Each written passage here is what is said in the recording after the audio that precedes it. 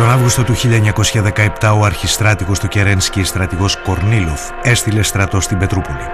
Άλλοι θεωρούν ότι θα έκανε πραξικόπημα και άλλοι ότι θα έσωζε τη Ρωσία από τους Μπολσεβίκους. Κάποιοι θεωρούν ότι ο δημοκράτης στρατηγός Κορνίλοφ είχε καρδιά λέοντα και μυαλό προβάτου.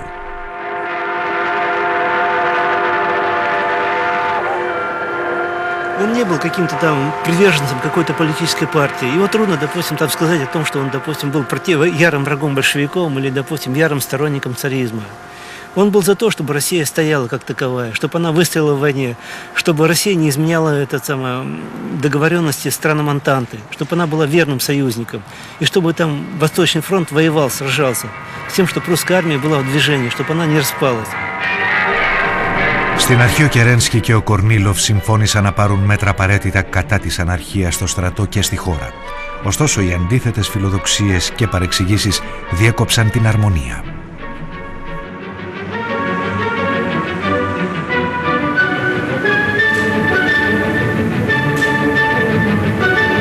Они оба примеряли на себя роль Бонапарта, и Керенский, и Корнилов. Я думаю, достаточно сознательно. Помните там кадр, когда два Бонапарта смотрят на друга и буквально сталкиваются лбами. Они оба не доверяли друг другу. Ο Κορνίλοφ φοβόταν κατάληψη της εξουσίας από τους Μπολσεβίκους και έστειλε στρατεύματα στην πρωτεύουσα. Όμως ο Κερένσκι ήταν πεπισμένος ότι ο Κορνίλοφ σχεδίαζε πραξικόπημα. Kerensky a été retourné au dernier moment, était paniqué à l'idée que Kornilov, une fois maître de la ville, instaurait sa dictature personnelle. Et ça, Kerensky, que Savilkov surnommait la danseuse, il a capitulé. Et alors, quand les troupes de la division sauvage approchaient de Petrograd, au lieu de les accueillir, Kerensky les a dénoncés.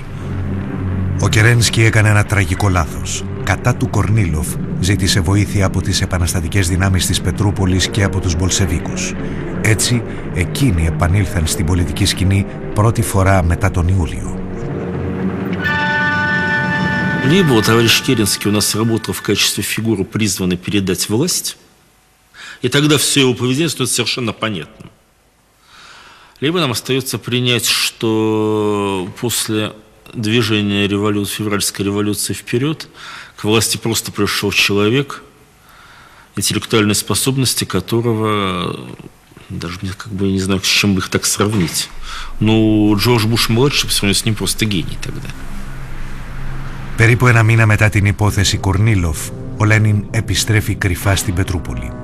Έχει γράψει στην Κεντρική Επιτροπή: οι Μπολσεβίκοι μπορούν και πρέπει να πάρουν την εξουσία. Αν δεν την πάρουμε τώρα, η ιστορία δεν θα μας συγχωρήσει ποτέ.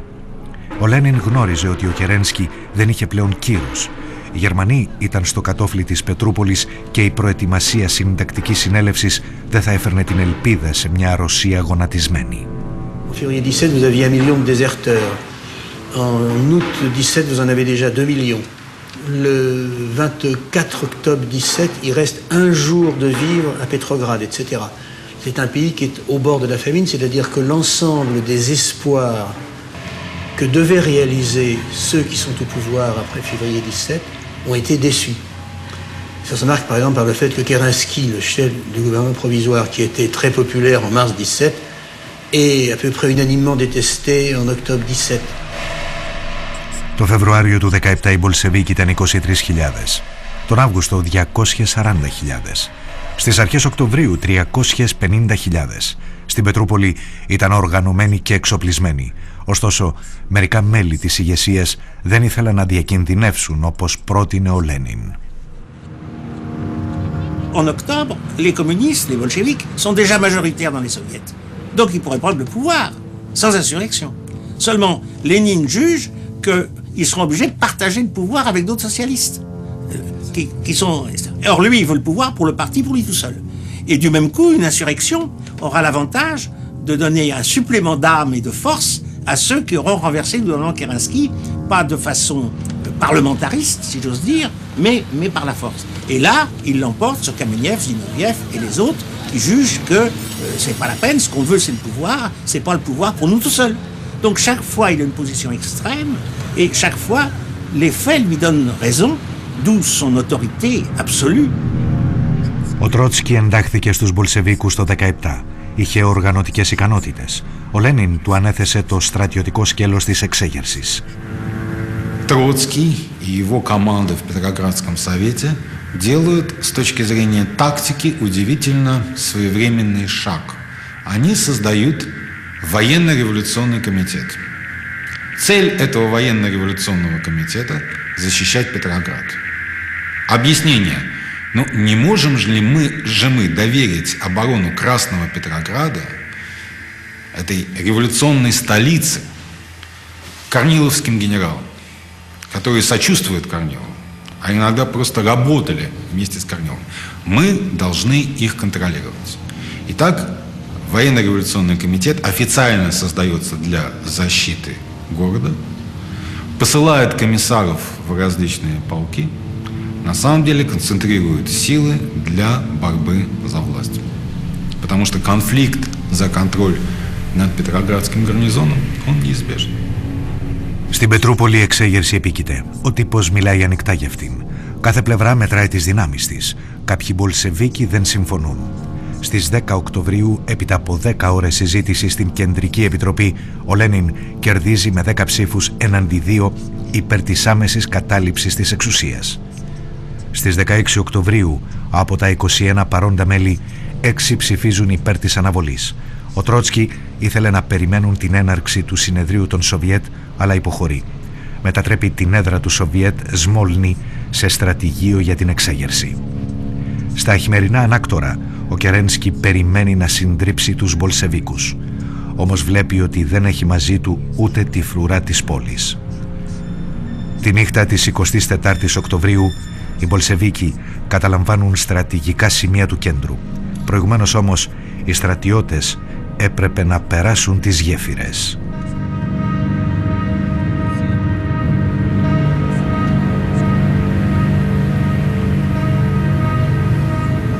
Вечером Временное правительство отдает еще один приказ развести мосты. А это уже серьезно. Если разводятся мосты, то центр города оказывается отрезанным от некоторых рабочих районов, в том числе от Выборгской стороны, этой цитадели большевиков. Очевидно, что это было опасно. И поступает новый приказ свести мосты. Ведется такая борьба за мосты, тоже бескровная, без выстрелов. Στη διάρκεια της νύχτας οι Μπολσεβίκοι πήραν τον έλεγχο της πόλης χωρίς βία. Et un beau matin, on a trouvé tous les points stratégiques de Petrograd occupés par des gardes rouges et des marins de Kronstadt, c'est-à-dire les éléments qui suivaient le plus docilement les bolcheviks, et Trotsky en particulier, car c'est lui qui a préparé les choses. De sorte que dans la rue, je n'ai vu justement qu'en passant devant le palais Marie, où se tenait quelques jours avant le pré-parlement, j'ai vu qu'il y avait des marins, des postes de marins qui gardaient. Je me suis dit, il y a du nouveau. Insofar as everything that represents power is in Petersburg, all that the revolutionaries had to do was to seize Petersburg initially. And that was it. Because you had in your hands the vast majority of economic, political and other power in Russia. Το πρωί της 25ης Οκτωβρίου έγινε το επίσημο πραξικόπημα. Ο Λένιν ανήγγειλε την αποπομπή της κυβέρνησης και την παράδοση της εξουσίας στην Επαναστατική Επιτροπή των Σοβιέτ, που έλεγχαν οι Μπολσεβίκοι. Το μανιφέστο του Λένιν ήταν άμεση ειρήνη, κατάργηση της γεωκτησίας και έλεγχος των εργοστασίων από τους εργάτες. Λίγα λεπτά νωρίτερα ο Κερένσκι, μεταμφιεσμένος σε Σέρβο αξιωματικό, έφυγε με αυτοκίνητο της Αμερικανικής πρεσβείας. Δεν κατάφερε να στρατολογήσει δυνάμεις. Η τελευταία ανάμνηση από την πόλη ήταν ένα γκράφιτι που έλεγε «Αρκετά με τον Εβραίο Κερένσκι, ζήτω ο Τρότσκι». Στα χειμερινά ανάκτορα έμειναν οι υπουργοί του με τους νεαρούς αξιωματικούς και το τάγμα γυναικών. Σήκωσαν οδοφράγματα. До 6 часов вечера по Дворцовому мосту рядом с Зимним дворцом ходил трамвай, тогда там была трамвайная линия.